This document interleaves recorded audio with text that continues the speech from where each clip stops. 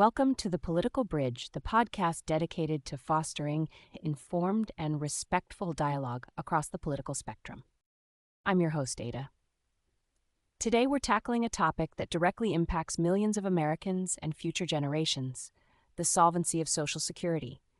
The latest trustees report projects that the program will be unable to pay 100% of scheduled benefits by the mid-2030s if no action is taken. This isn't a new challenge, but with each passing year, the urgency grows. We'll explore the core issues driving this impending shortfall and debate potential reforms, from benefit adjustments and revenue increases to structural changes. Joining me to navigate this complex landscape are Nico, our conservative voice, and Jordan, our progressive voice. Nico, let's start with your perspective on the Social Security challenge and the conservative approach to its future. Thank you, Ada. The numbers are stark and undeniable. Social Security faces a structural deficit primarily because of demographic shifts. People are living longer and birth rates have declined. This means fewer workers are contributing per retiree. The current pay-as-you-go system, designed in a different era, is simply unsustainable without reform. From a conservative standpoint, the solution must prioritize fiscal responsibility and individual liberty. We cannot burden future generations with ever-increasing taxes or expand government's reach. The focus should be on controlling expenditures. This includes gradually raising the full retirement age, which hasn't kept pace with increased life expectancy, and adjusting the cost of living allowance formula to reflect actual inflation more accurately, perhaps using a chained CPI. These are not cuts. They are necessary adjustments to ensure the program's long-term viability without punitive tax hikes on working Americans.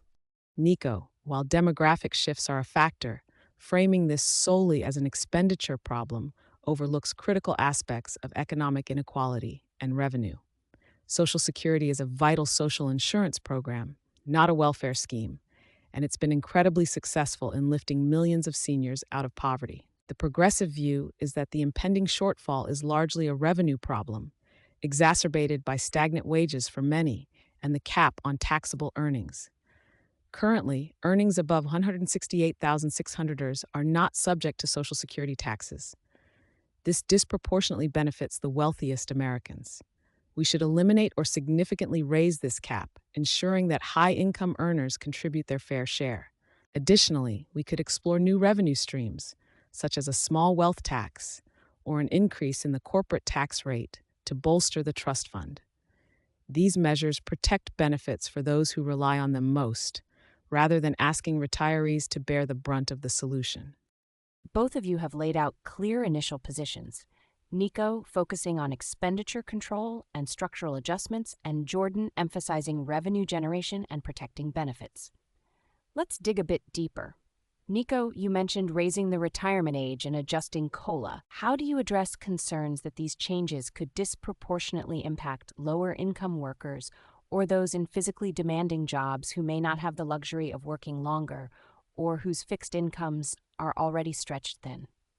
Jordan, on the other hand, how do you respond to arguments that raising the payroll tax cap could disincentivize work and investment, or that new taxes like a wealth tax could face significant legal and practical challenges in implementation? Ada, those are valid concerns, and any reform must be implemented thoughtfully. Regarding the retirement age, the increase would be gradual, phased in over many years, giving individuals ample time to plan. For those in physically demanding jobs, we can explore targeted exemptions or supplemental programs, but a blanket refusal to adjust the retirement age for everyone is fiscally irresponsible. The average life expectancy has increased significantly since Social Security's inception. The program must adapt. As for COLA adjustments, the current formula often overstates the actual inflation experienced by seniors, leading to higher payouts than necessary. A chained CPI is a more accurate measure of purchasing power. These are not punitive measures, but pragmatic steps to ensure the system's solvency for future generations, preventing a much larger crisis that would ultimately harm everyone, especially the most vulnerable, if the system were to collapse. Nico, while gradual implementation sounds reasonable in theory, the reality is that even small cuts to COLA or a delayed retirement age can have devastating effects on seniors already struggling with rising healthcare costs and stagnant pensions. Many low-wage workers simply cannot work longer, and their bodies often give out before the current retirement age. Your proposals place the burden squarely on those least able to bear it.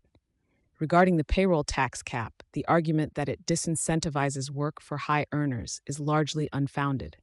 Data suggests that top earners are not primarily motivated by marginal tax rates on income above $168,000. Moreover, the vast majority of Americans would see no change in their payroll taxes. A wealth tax, while complex, is a proven mechanism in other developed nations to address extreme wealth concentration and generate significant revenue. We must prioritize the social contract and collective well-being over theoretical disincentives for the ultra-rich. This leads us to a critical point of tension. Nico, your argument for raising the retirement age hinges on the idea that increased life expectancy makes it a fair adjustment. However, you haven't fully addressed the disparity in life expectancy and health spans between different socioeconomic groups, where lower-income individuals often have shorter, less healthy lives. How can you justify a universal increase when the average life expectancy doesn't reflect everyone's reality? Jordan, your proposal to eliminate the payroll tax cap is central to your revenue strategy, but you've largely dismissed the potential for capital flight or the practical challenges of taxing highly mobile wealth, which could undermine the very revenue goals you aim to achieve. How do you ensure these measures are truly effective and don't just push wealth offshore? Ada, you've identified a real complexity.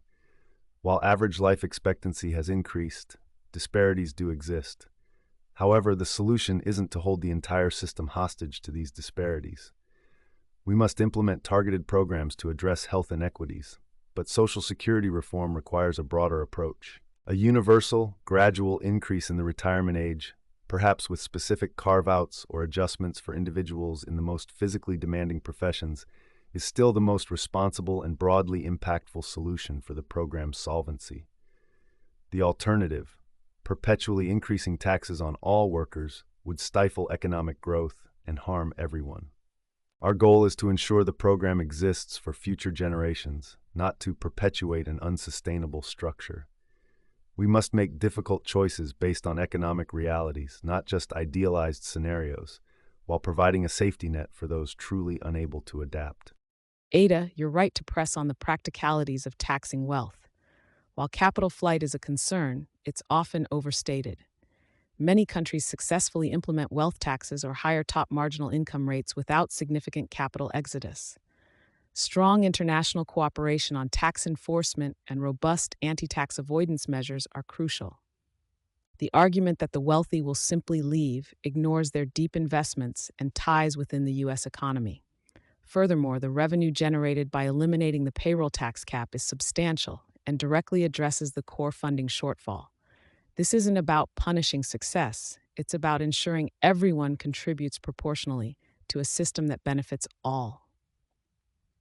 The current cap is an arbitrary limit that disproportionately favors the highest earners, and removing it is a straightforward, equitable way to shore up Social Security without cutting benefits for those who rely on them most. This stress test reveals the fundamental tension: how to balance the need for fiscal sustainability with the imperative of social equity.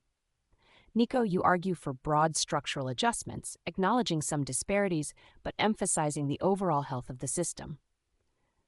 Jordan, you champion revenue increases from the top while grappling with the practicalities of implementation and potential economic responses. Both sides acknowledge the problem, but their proposed solutions highlight deep philosophical differences about who should bear the burden of reform and the role of government in addressing societal challenges.